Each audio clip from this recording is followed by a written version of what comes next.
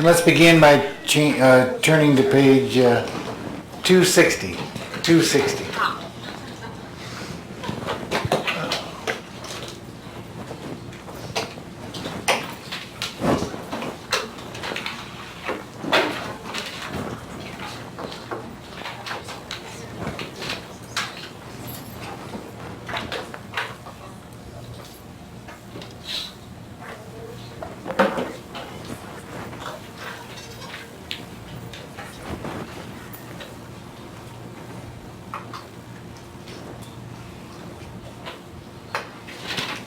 There we go.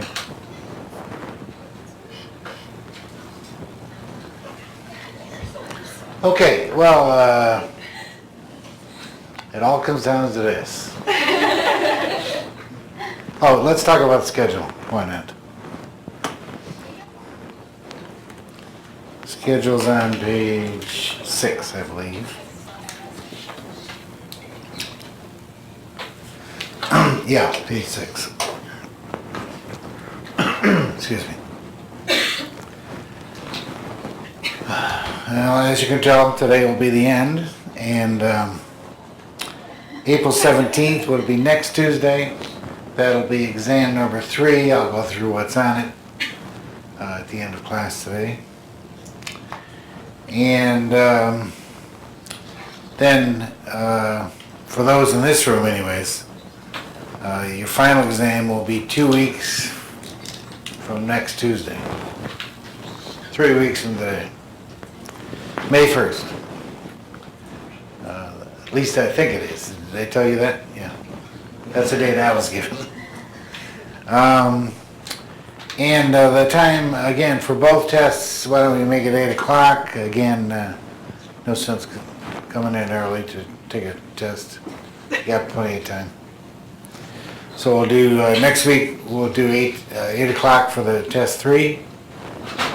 And then the May 1st final exam, we'll do 8 o'clock again for that. And I'll talk more about the tests at the end. Okay, and I do want to just take a second, if I may, to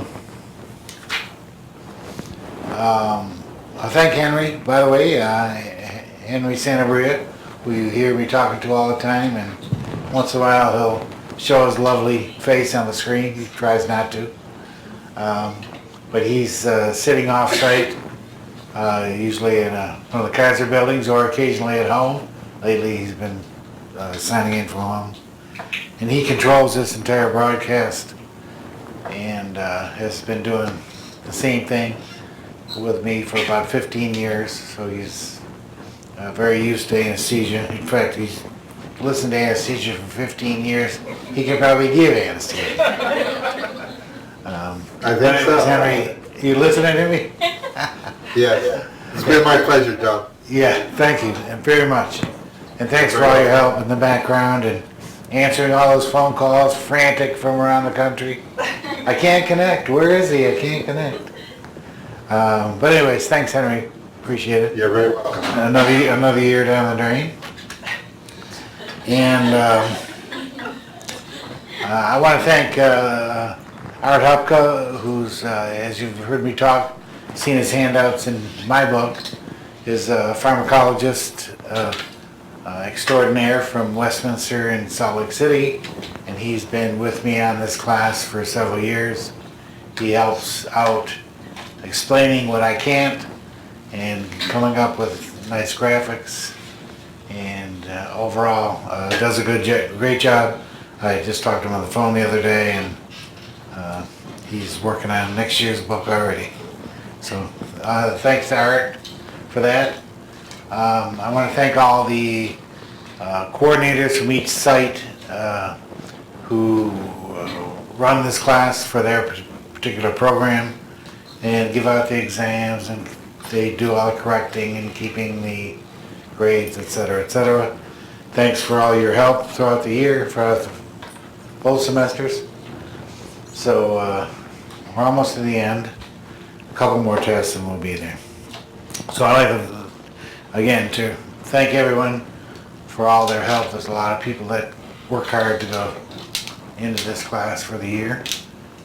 It's hard to believe we started in September, and I've been plugging along faithfully for, what's that, 8 months, 9 months almost.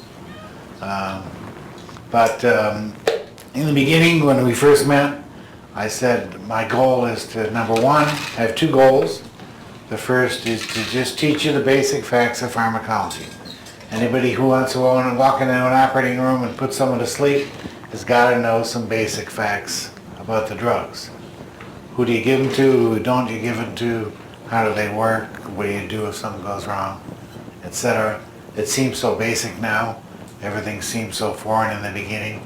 On my first lecture, I stand up there and said, this drug is an agonist. A-G-O-N. You all furiously writing down? Will you spell that for me? Will you say it again? And now it all seems so quaint, because you've had tremendous experience. And as I also mentioned the first day, one of the beauties of what I do is that you go in and practice it on a daily basis. You go give propofol, you go give Sevo, you go give rocuronium.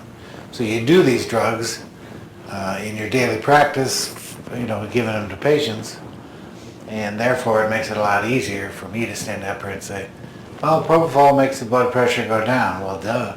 After you've done 500 cases and you made the blood pressure go down a lot, you'll certainly be able to attest to that. So I guess the luxury I'm saying is, the nice thing about what I do is it's right up front. It's what we do. It's anesthesia.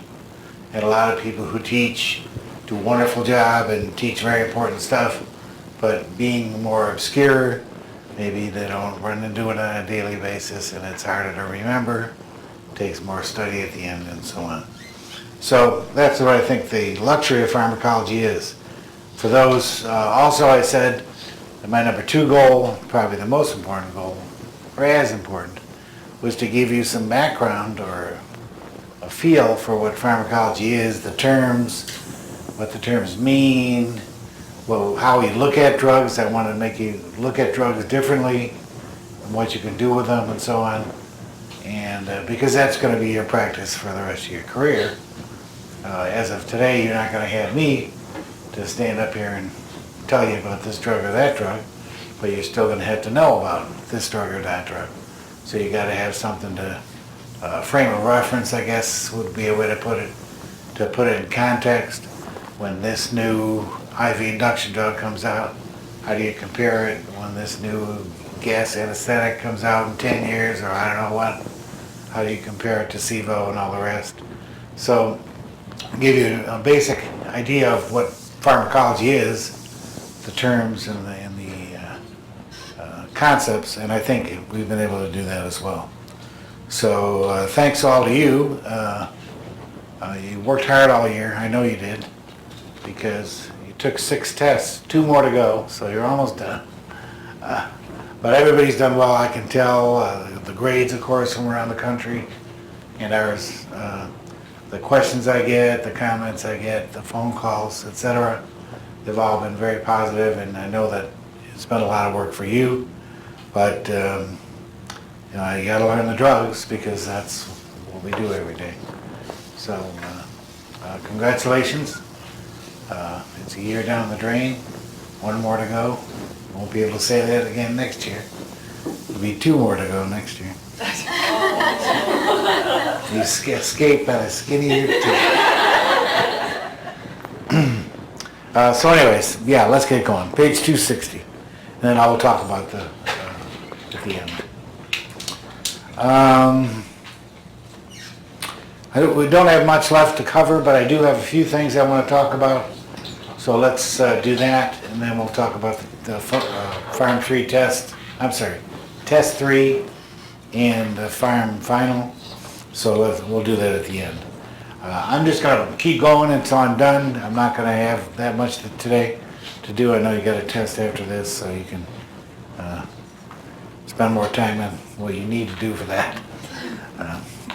Anyways, the last cardiac disorder we we're going to touch upon, and probably the least to talk about, there's not that much involved, is to talk about heart failure.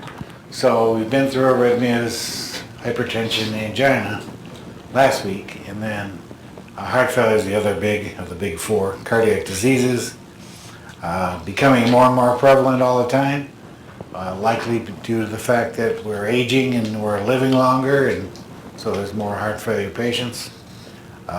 It's the most significant risk factor for anesthesia and surgery of all the cardiac diseases. And I've mentioned this before, if you have a patient with a history of heart failure, be the most worried about that patient.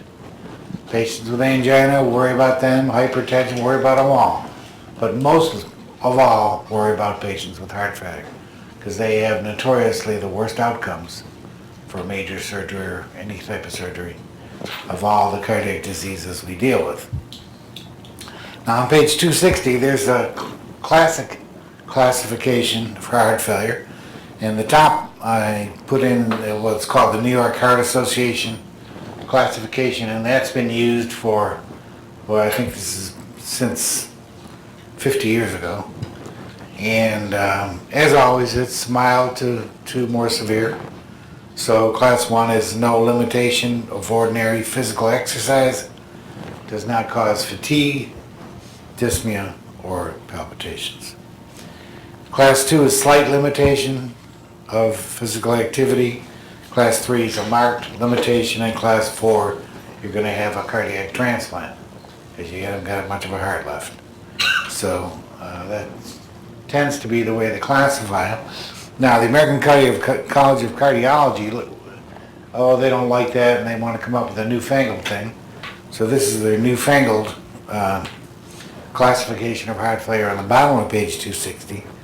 And they classify it according to stages, from stage A through D.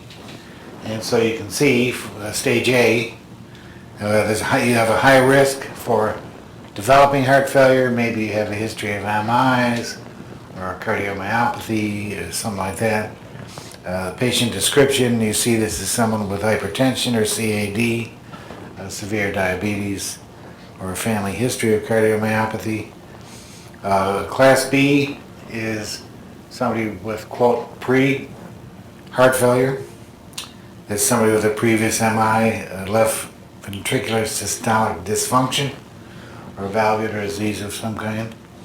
C is symptomatic heart failure, and these are patients who are going to be, of course, on drugs and being treated and so on. And then finally, refractory end-stage heart failure.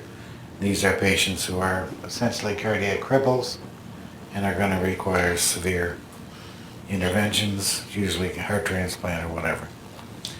So these are the different classifications. Now, if you want to take a look at the next page, 261, we have a nice write-up here. This is from a medical letter, Drugs for Chronic Heart Failure. And they have the write-up in the beginning is kind of interesting. It's just the way all the literature talks about it now. So I'm on page 261, Drugs for Chronic Heart Failure. Heart failure is usually associated with left ventricular dysfunction. According to recent guidelines, patients with left ventricular ejection fractions that are less than 40% are considered to have a heart failure with a reduced ejection fraction, or systolic heart failure. Patients with left ventricular end-diastolic failure, ejection fraction greater than 50%, but symptoms of heart failure are considered to have heart failure with preserved ejection fraction.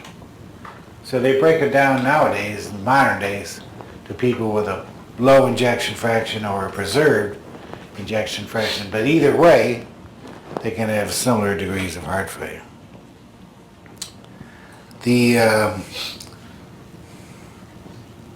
There's little evidence that drug treatment improves clinical outcomes in these patients. Those are patients with diastolic failure. So in preserved ejection fraction or diastolic heart failure, there's little evidence that drug treatment improves their clinical outcomes. They're given drugs anyways, but they're much more effective in people with a low ejection fraction.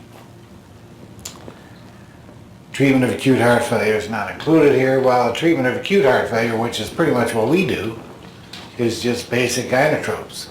So, I mean, you've done it a lot of times. The patient has low blood pressure, they have heart failure, you need to maintain vital signs, so you give them a dobutamine drip, a dopamine drip, and a Levophed drip, whatever. So just the classic inotropes that we use would be treatment for acute. So starting with ACE inhibitors here, all patients with heart failure with a reduced ejection fraction should receive an ACE inhibitor. These drugs improve symptoms, decrease the incidence of hospitalization, and prolong survival in patients with heart failure.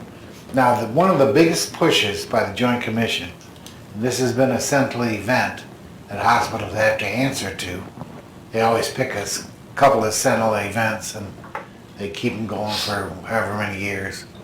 And one they've kept going for quite a while and it's still in play is patients who go to the ER for heart failure and have to return within 30 days. Then you get dinged for that. If you can keep the patient out of the ER for 30 days after they went and sought treatment, then that's considered beneficial or positive treatment. And if you don't keep them out of the hospital for another 30 days after they visited, then you have to report it to the feds. So the first thing they'll do is be put on an ACE inhibitor. The reason ACE inhibitors are effective in heart failure is because they vasodilate. So for drug reasons, everything in heart failure is how hyperdynamic your heart is, the muscle itself, and what your vascular tone is. You always deal with two things. How your heart function is. You don't want them to get tachycardic or hyperdynamic because the heart is got problems, cardiomyopathy or some other issue, maybe some dead areas from past MIs. And so you want the heart to be depressed a little bit with drugs, but not too depressed, of course, because they got heart failure. You don't want to make the blood pressure go too low. And then, of course, the vascular tone makes a lot of difference, too. So, as I said here, ACE inhibitors, all patients with heart failure with a reduced ejection fraction are given an ACE inhibitor, and they improve symptoms. They are titrated at low doses, and then move the dose up to the highest they can tolerate. So that's number one. Number two, you can look on page 262, they talk about choice of ACE inhibitor. Noted data are available showing any one ACE inhibitor is more effective than another. So their benefit is the class benefit, the class of drugs. It doesn't matter the individual drug. You put a patient on whatever they can tolerate the best. If they can't tolerate ACE inhibitor, of course, then you switch them to an ARB, and that's what they talk about there. All right, the second thing that they're put on automatically on page 263 is a beta blocker. So all patients who have heart failure in the United States as of 2018 with a low ejection fraction are put on automatically prescribed an ACE inhibitor and a beta blocker. So the beta blockers are on page 263. So they mention, unless there's a specific contraindication, all patients with stable heart failure with reduced ejection fraction should receive a beta blocker in addition to their ACE inhibitor. Use of bisoprolol or carvedilol. Carvedilol is the most common used. That's what Kaiser uses. Coreg. And there's about 1 million Kaiser members that are on Coreg for their heart failure. The beta blockers should be started with low doses and then increase gradually. The benefit of Coreg or carvedilol is a beta blocker with alpha blocking properties. So what does that make it do? Give me a word. If it's an alpha blocker as well as a beta blocker, what's the benefit of that? Vasodilates. Yes, exactly. Thank you. I feel better now. So choice of beta blocker on the bottom of page 263. Carvedilol, extended release, metoprolol, and bisoprolol have all been shown to be beneficial. Carvedilol has been shown to reduce the incidence of diabetes, hospitalization for heart failure, and inappropriate defibrillator therapy. They happen to have a device implanted. Now, this is the two mainstays of drugs, ACE inhibitors and the beta blockers on page 265. Certain patients who have heart failure that have a high volume and they get pitting edema in their ankles and the retaining fluid will also be given a diuretic and most likely an aldosterone antagonist. If you look on page 265, they talk about that. The addition of an aldosterone antagonist is recommended for anybody with class 2 to 4 heart failure with a low ejection fraction. So it's a good way to keep their fluid levels down. They don't get overloaded. And so they'll be given a diuretic as well. Now on page 266, a small subset of these patients are also given digoxin. Digoxin is a once very popular drug, and it's now a very niche drug, but nonetheless, digoxin can, down on page 266, digoxin can decrease the symptoms of heart failure, increase exercise tolerance and rate of hospitalization, but does not prolong survival. So digoxin helps with the symptoms, makes the patient feel better, but overall it doesn't really affect the course of their heart failure.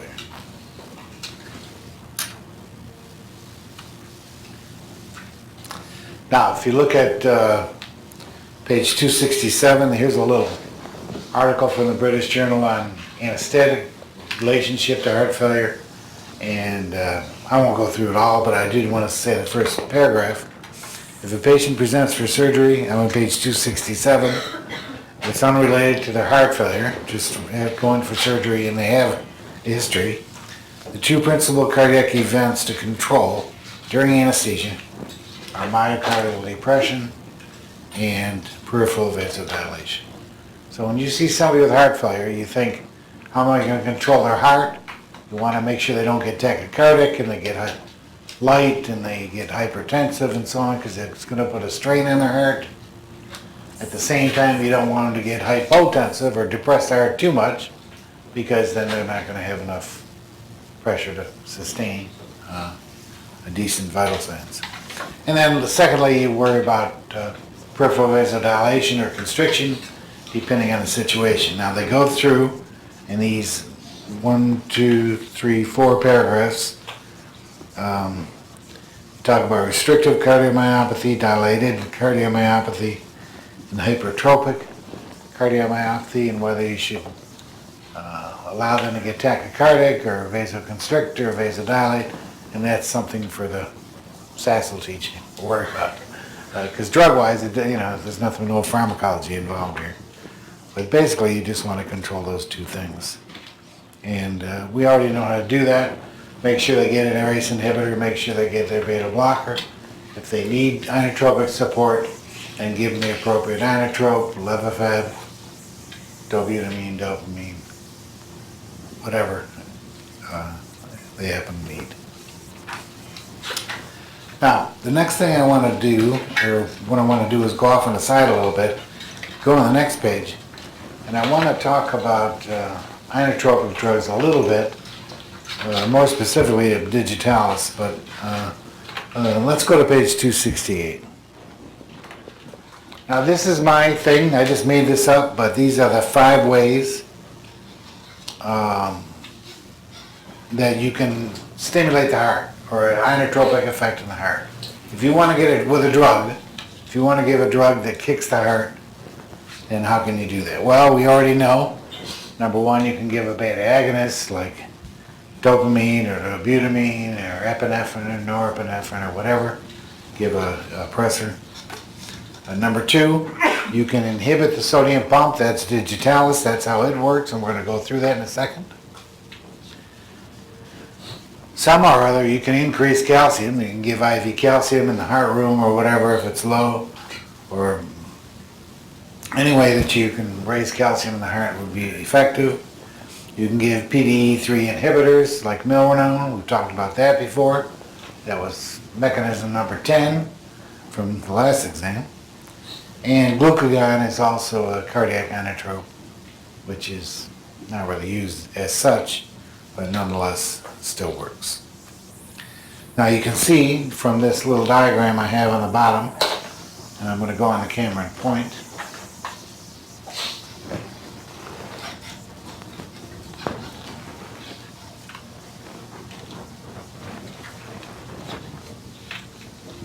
Okay, to make it bigger. These are the mechanisms for these drugs. So the inotropes, number one, you can have a beta agonist. Glucagon, there's receptors to stimulate the heart, or you can give Digitalis, the glycosides, which is what they're mentioning here. They all eventually will cause an increased calcium inside the heart, and there'll be an inotropic effect. So that's pretty simple. So let's talk about DIG. DIG used to be, when I was going to anesthesia school, everybody was digitalized. It used to be more of a wonder drug, or we thought it was. So we see a lot of patients come to surgery on DIG. We wouldn't really give it during surgery. The onset of action to really truly digitalize somebody is about 36 hours. So it's not going to be tremendously useful to us. If you get somebody who's hypotensive, you can't really give them DIG and wait till the next day. You got to do something right away. But nonetheless, it is an inotrope, and its use is getting less and less common. The reason is it's got such toxicity. And way back to last semester, if you remember, I used it because it's an extreme example, but Digitalis actually has a therapeutic index of 1, meaning the same dose that's therapeutic in one patient can be toxic in another. Remember, therapeutic index, the definition, is the toxic versus the effective dose. So you can have a patient with a DIG level of 0.7 and they're toxic. You can have a patient with a DIG level of 0.7 and they're not toxic. So the same dose that's effective in one patient can be toxic in another. That's why it's so difficult to administer. Now, DIG has been around forever, hundreds of years. In the literature, there's talk of its use. They used to call heart failure dropsy. Did you ever see in the old literature? Because it looked like everything inside was dropping to your ankles. Because your ankles swelled up and your legs swelled up, so they thought the insides were falling. They called it dropsy. And you chew on these leaves, they have Digitalis leaves, and they said it would treat the dropsy, and then the stuff would move back, I guess. I don't know what they thought. But so Digitalis has been around for hundreds and hundreds of years and used for the treatment of heart failure. Nowadays, if you see somebody taking DIG, you know they're on it for one of two reasons. So right off the bat, you see a patient, you look at their med profile, you see that they're taking Digitalis, you know automatically one of two things. Either they're on it for heart failure or they're on it for atrial fib. That's the two reasons you prescribe Digitalis in 2018. And the use of it in atrial fib is falling rapidly. The use of it in heart failure is falling rapidly too. But nonetheless, those are the two reasons to still administer Digitalis to somebody. As I said, it can be effective in certain patients for reducing symptoms, keeping them out of the hospital, and anything you can do in that regard is beneficial. So let's talk about how DIG works. This is the bottom of page 269, and I drew this, not myself, but my friend of mine drew it. This is original drawing. And so this is Digitalis. Number one, and Dig works by blocking what is called sodium potassium ATPase enzyme in cardiac cells. Sodium potassium ATPase, the ASE, the ATPase, ASE, let you know it's an enzyme. And what the enzyme does is pumps sodium and potassium across the cell membrane. It's the sodium pump. You've learned about it since high school. You learn about the sodium pump, and people, cell depolarizes, sodium goes in, it repolarizes, potassium comes out. That's all fine and dandy, but then there's some extra sodium in and potassium out. You got to put them back where they belong, and we have a pump to do that. It requires energy, ATP, because it's against the concentration gradient. You're going from an area of low to high. And so it's an energy requiring enzyme complex, and it's what most physiology folks refer to as the sodium pump. That's the formal name for it. And they show here sodium is being pumped out and potassium is being pumped back in. So Dig blocks this, blocks the sodium pump. So what happens? Number two, sodium ions increase inside the cell. You're supposed to pump them back out, these sodiums, but the pump's blocked. So sodium starts to build up inside the cell. Number three, this increased sodium decreases the exchange of calcium. So usually you have a sodium-calcium exchanger in addition to the sodium pump. If you block the sodium pump, this can start working, and the sodium and calcium start to exchange, meaning more calcium starts to come into the heart, and the increased calcium in the heart, coming into the heart, makes the heart beat harder. So that.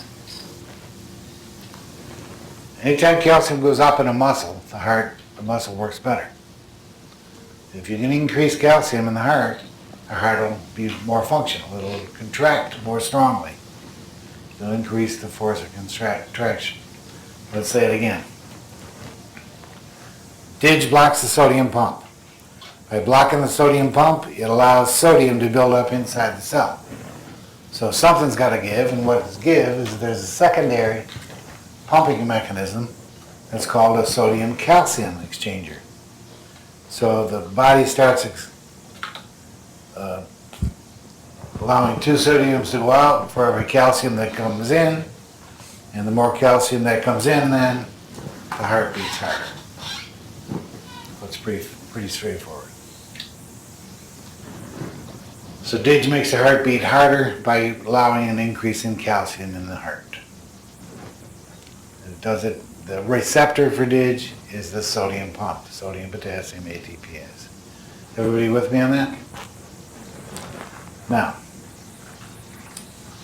let's take a look at this.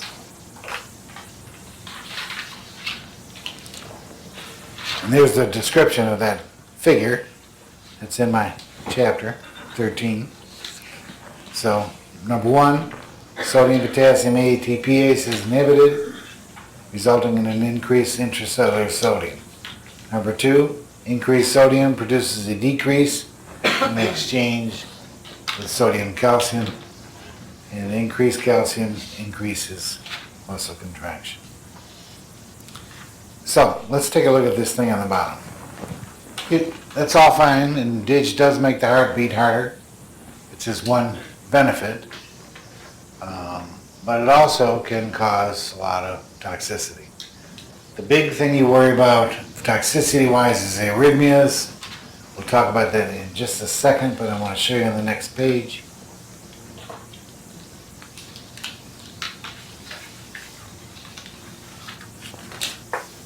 There it is. This is page 272, and this is Dig toxicity.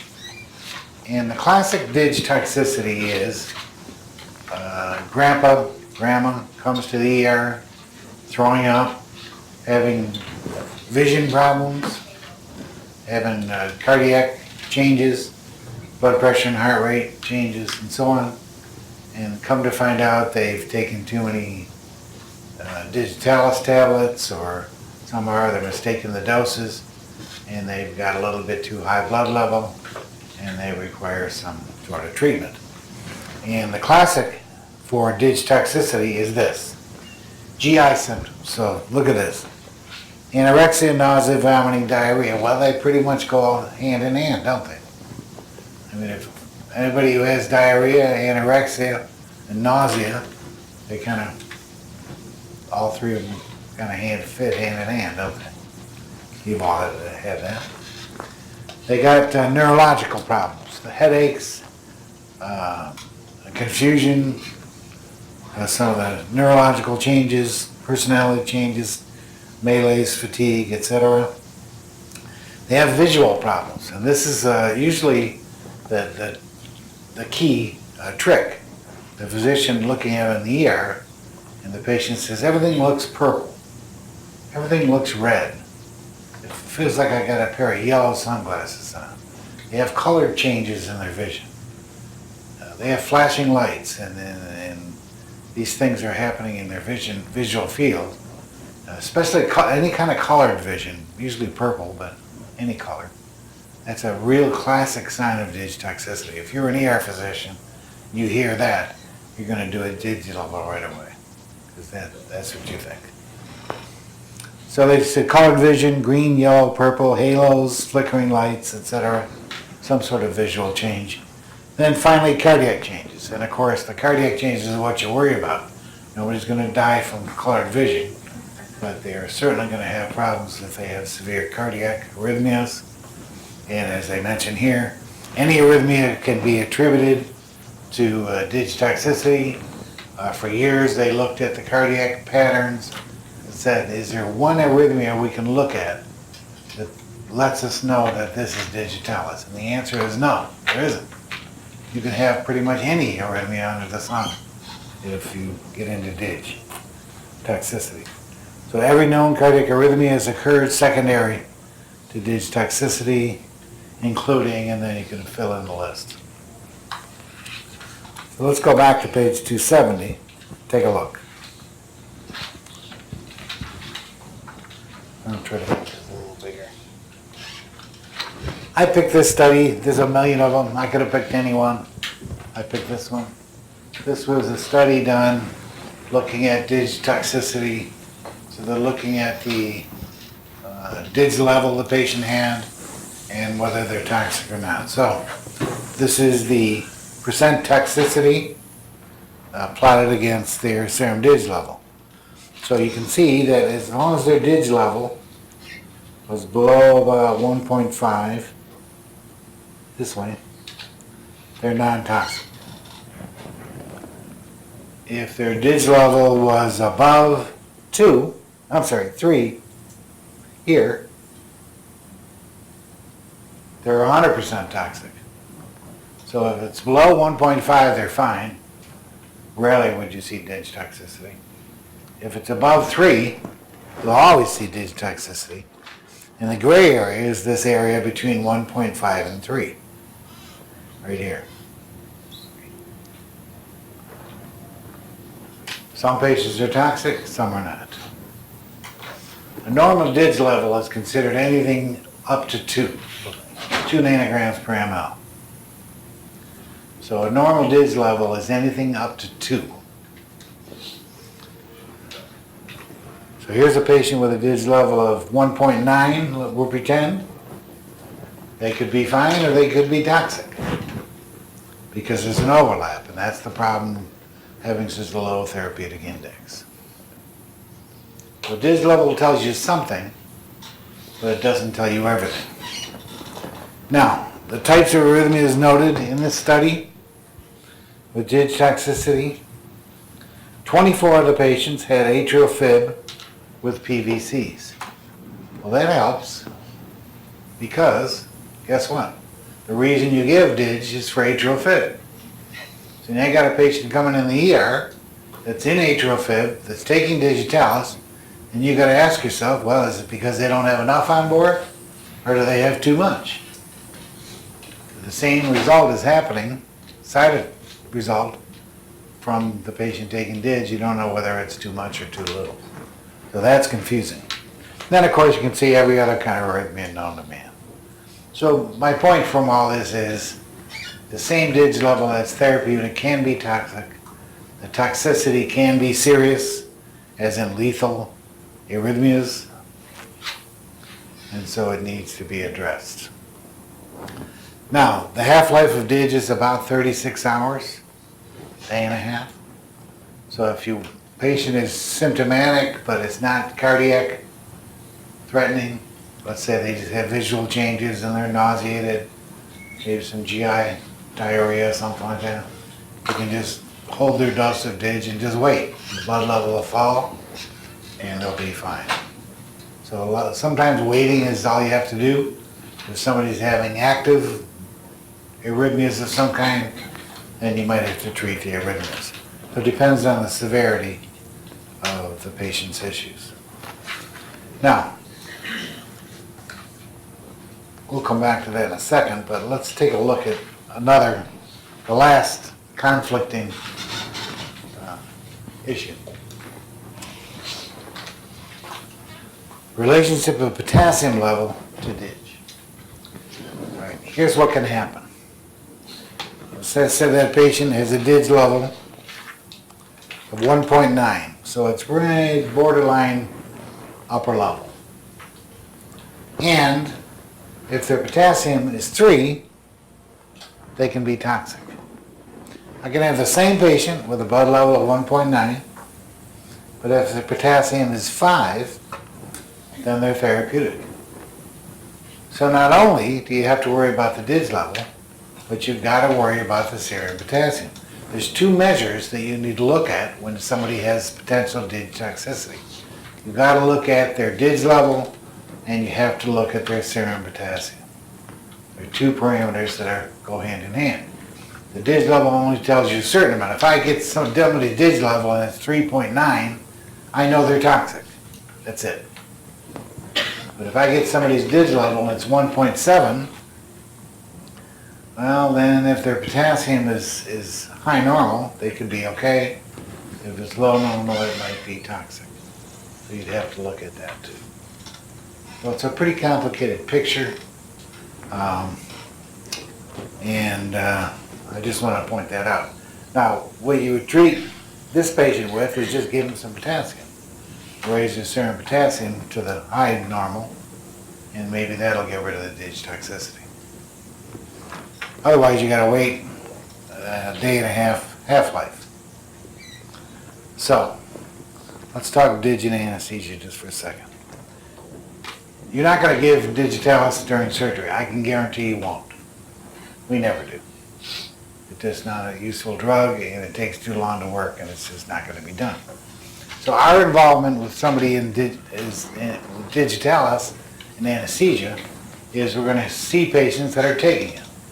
You're going to go in the pre-op hold, look at their patient's meds, and they're taking DIG. So this is what you need to do for your now on in your career.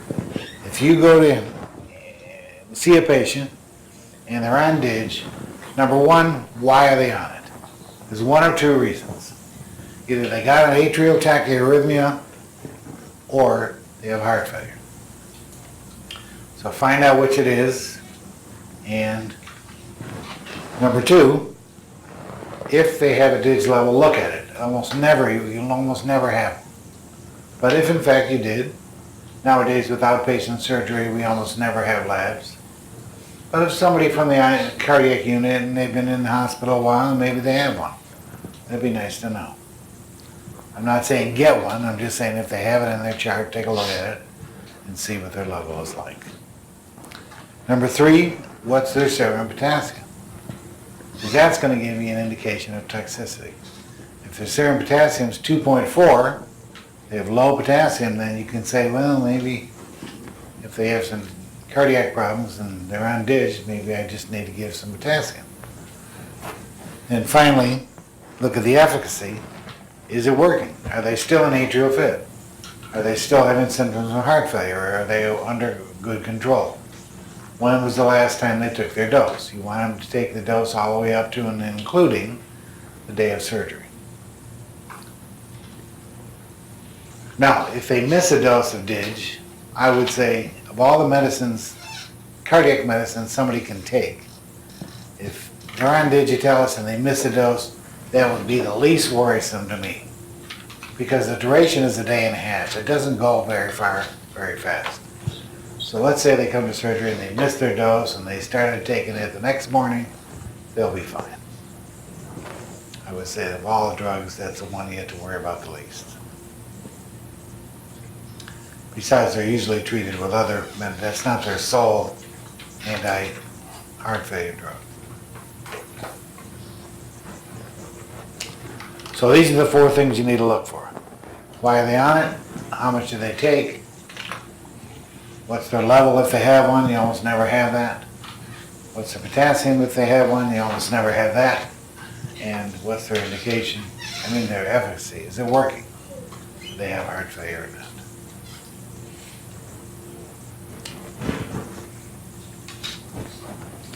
Okay, does that make sense?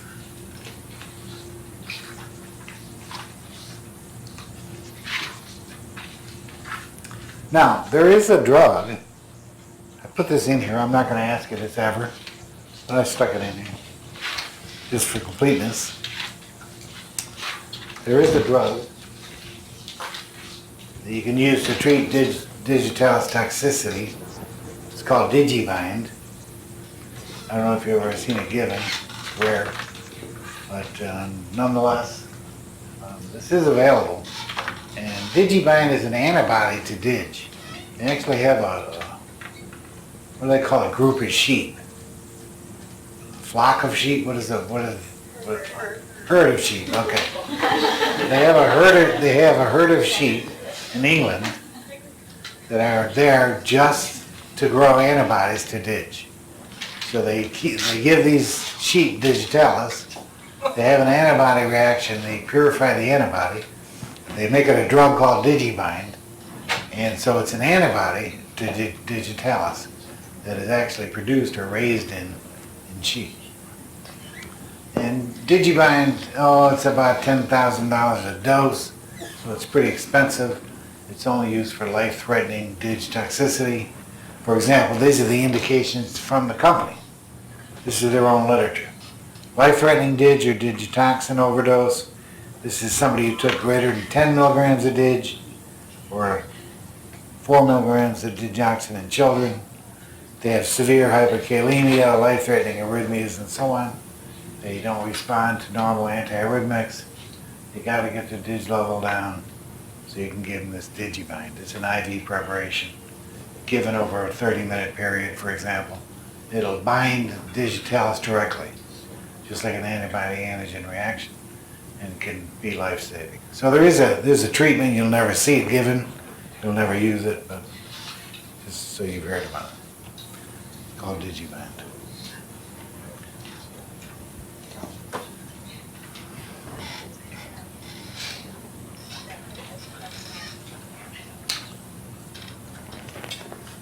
Okay, so to summarize, wrap it up. Digitalis is effective for one of the effective treatment, secondary treatments for heart failure. It's usually not primary treatment, but it can be beneficial. It does reduce symptoms without prolonging life. Its mechanism of action is inhibition of the sodium pump, or inhibition of sodium potassium ATPase enzyme in cells. And it works by increasing the amount of calcium in cells. Dig toxicity is noted for its GI, visual, and cardiac changes. The ones they worry about are the cardiac, and be treated accordingly.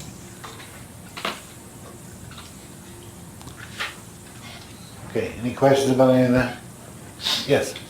Does anesthesia mask the toxicity level? Yeah, that's a good question. Does anesthesia mask toxicity? Generally not.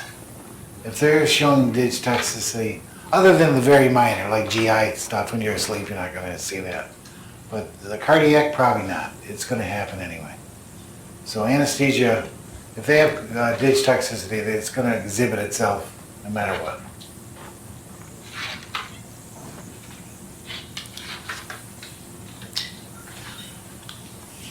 Okay, good. Now on page 273, I talked about, or I just have a little thing in there about pre-op administration of cardiac drugs. We've already covered this, but I'll say it again. And that is that there is some controversy. Nonetheless, my feeling anyways is that patients should always get their medications prior to surgery. So if all dust settles, you could always try to make sure the patients get their meds.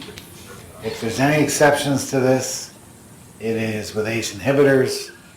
And remember, there's a whole school of thought in the anesthesia world that you should hold their ACE inhibitor the morning of surgery and restart it as soon as you can. They can swallow orally afterwards. So if there's anything you're going to discontinue, just hold the ACE inhibitor. Some people feel that. Let's take a look at what I wrote here. Continuation of the patient's cardiac meds throughout peri-op is not considered routine. This also includes aspirin, which adds little bleeding risk to most surgical procedures. Clopidogrel therapy is mandated for 6 weeks after bare metal stent, that's Plavix, and 12 months after a drug-eluting stent. Electrosurgery should be postponed in patients who have those, if at all possible. Electrosurgery in patients who require emergency surgery, you can usually discontinue the Plavix, continue the aspirin, and start them both back up as soon as you can afterwards. The risk of cardiac event when stopping antiplatelet agents pre-op is higher than the risk of surgical bleeding if you don't stop them.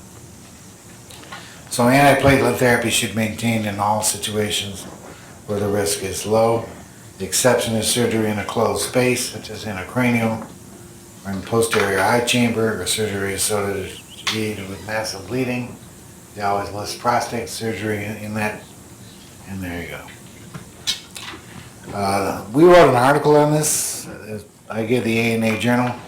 There it is. It's 2009, so it's a little bit dated, a little moldy, but it's pretty much the same. And Sass and Ed and I put the reference there if you do want to take a look at that. All right, on the next page is a little thing about long-term use of cardiac drugs. And I put this in here because I thought it was interesting.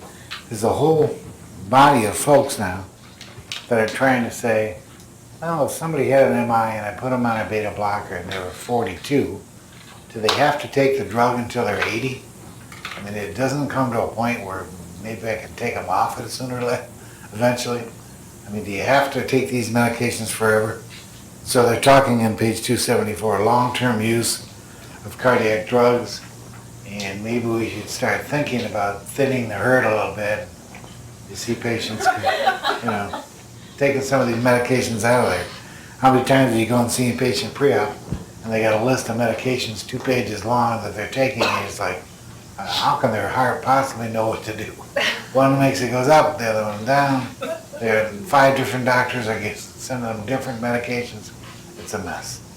So now there's a kind of a big push as to maybe we should start discontinuing some of these and make some rational choices. And they put recommendations there. I'll let you look at these yourself. And finally on page 276, the last page, I've re-listed the topics that we've covered over the last 2 semesters. If you can stay at the beginning, pharmacodynamics and kinetics, then of course the signs and stages. Seems like such a long time ago. Uptake and distribution of the gases, induction drugs, opiates, relaxants, locals, and then cardiac drugs. So these are the 2 semesters worth of drugs. I put this list in here so you can start tomorrow morning going through, start reviewing these drugs, so by the time you graduate, you'll remember, oh, I used to know that. I think I still remember. Anyways, we had a long way to go, and it's been a great ride. But let's talk about the test. Farm 2 test 3 is going to be next Tuesday, and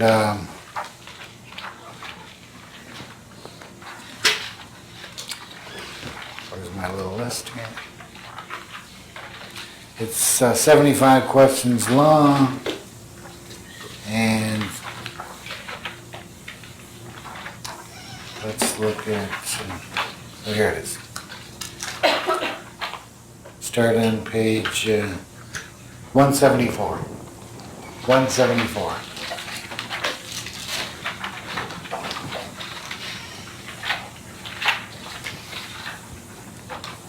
All right, these are some of the clinical predictors for risk factors. So yes, kind of know this in general. What are major risk factors? What are intermediate or minor risk factors on the next page? And so when these patients come for you to take care of them, you have some feel about the risk.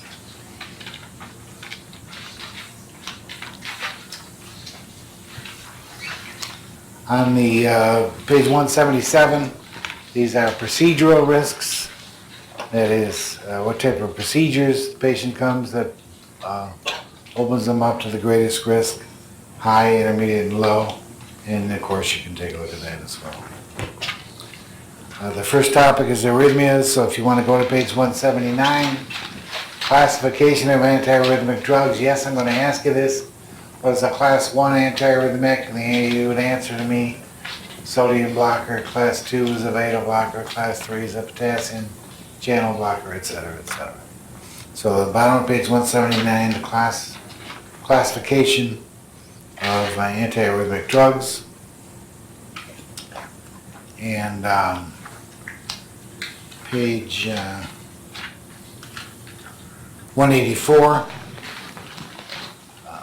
What about adenosine? Adenosine is used to treat atrial arrhythmias, and it works on purinergic receptors. That's what I'm trying to get you to remember. The receptor for adenosine is called a purine, or purinergic receptor.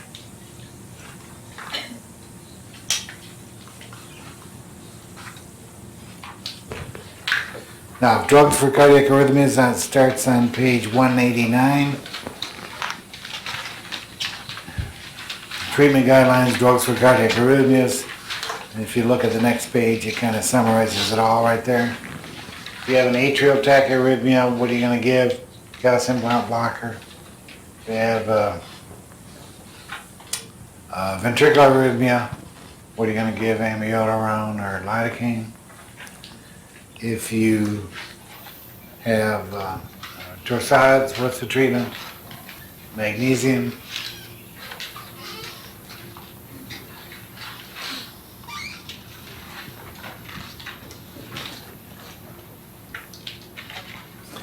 Simple tachycardia, the treatment would be a beta blocker.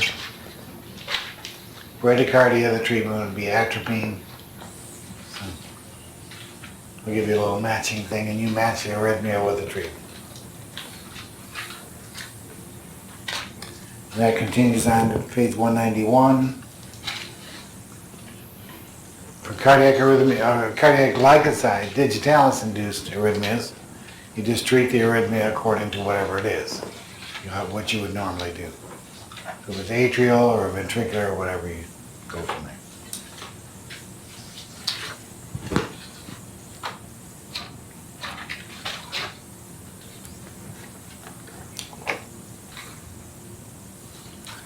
All right, page 192, there's the beta and calcium blockers you can use for arrhythmias. They're just listed there.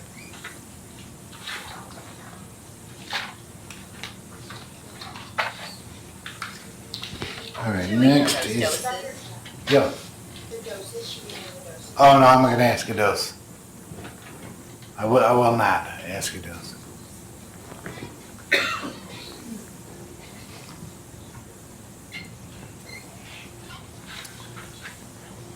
All right, hypertension is next, and that's on page 197 and going forward. If you want to go to page 198, the bottom table, that's the current classification for hypertension. Yes, know that I'm going to ask you this table. Bottom of page 198. High blood pressure clinical practice guidelines. What's a normal pressure? What's elevated normal? What's hypertension? Stage 1 and stage 2. That's pretty basic info.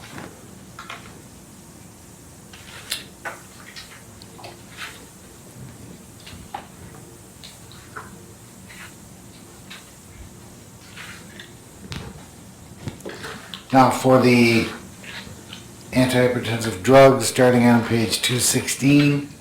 Oh, I'm sorry. Let me go back. Let's go to page 211. 211.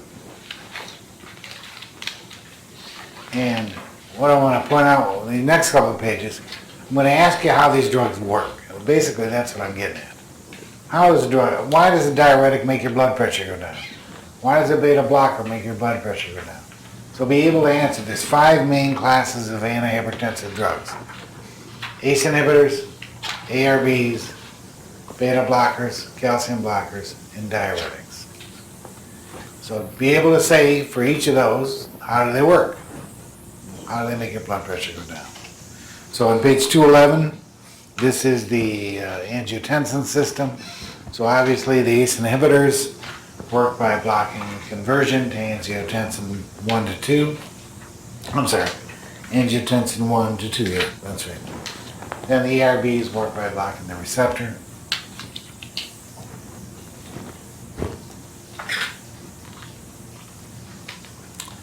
On the next page, 212, these are some of the IV drugs available to treat hypertension, and I would certainly focus on labetalol. Labetalol is an beta blocker with alpha blocking properties, so it's vasodilating. I'm going to ask you what's the difference or contrast esmolol and labetalol. And labetalol is an alpha blocker, so it's a vasodilator. Esmolol is not a alpha blocker, it's just a beta blocker, so it's a vasoconstrictor. Esmolol is shorter acting because it's broken down by RBC esterase in the plasma.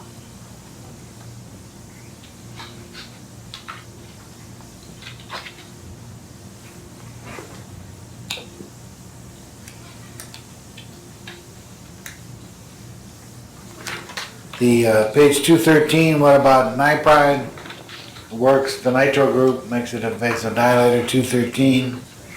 And toxicity from nipride is cyanide poisoning. How is cyanide handled in the body? And if it's too much cyanide, how is it toxic in the body? So just basically this page 213 and 214. What's the treatment for cyanide poisoning? On 214. And then of course my little statement, renin release is the cause of rebound hypertension when you turn off an nipride drip.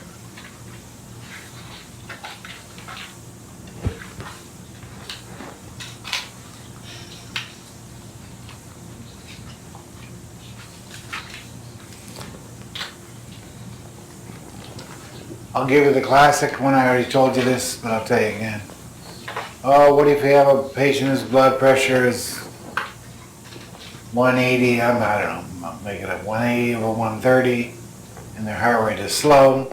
What antihypertensive drug would you use? That's somebody who has a high blood pressure and a low heart rate. You want to use hydralazine. If you have somebody with a high blood pressure and a high heart rate, then you want to use labetalol. I'll give you some variation of those questions, and you pick the right drug.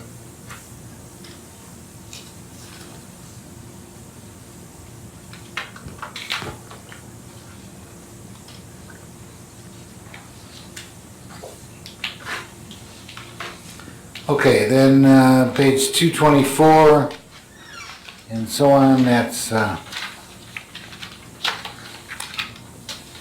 it starts with angina. And if you want to go to page 229, what are the drugs used to treat angina, and there they are. Nitrates, beta blockers, calcium blockers, the antiplatelet drugs, of course, statins, ACE inhibitors, and adenosine. The page 230, what's the classification of angina? And there it is. Yes, I'm going to ask you that. Top of page 230, Canadian classification for angina.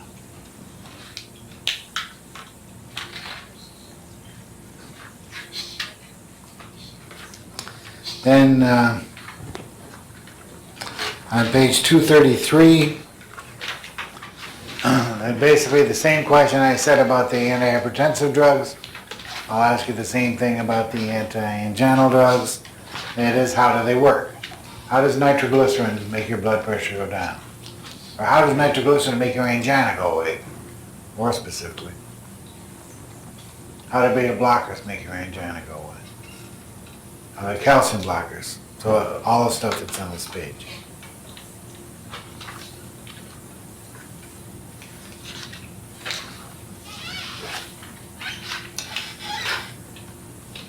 Okay, then page 240, or you can use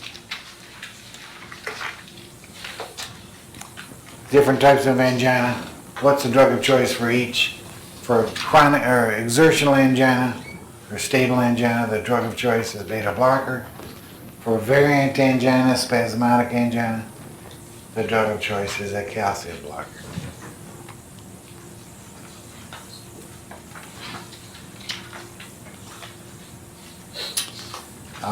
As far as the beta receptor and the different subtypes, if you go to page 244, 245, etc., what is cardioselective or not? What is ISA, intrinsic sympathogenic activity? What is MSA? Those next couple of pages. What are those subtypes of beta blockers? Page 249.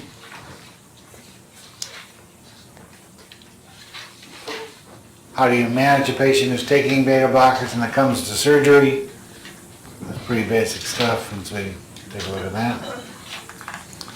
And then page 250, of course, I'm going to ask you for vasodilating drugs, hydralazine is arterial, nitroglycerin is venous, and all the rest are essentially both.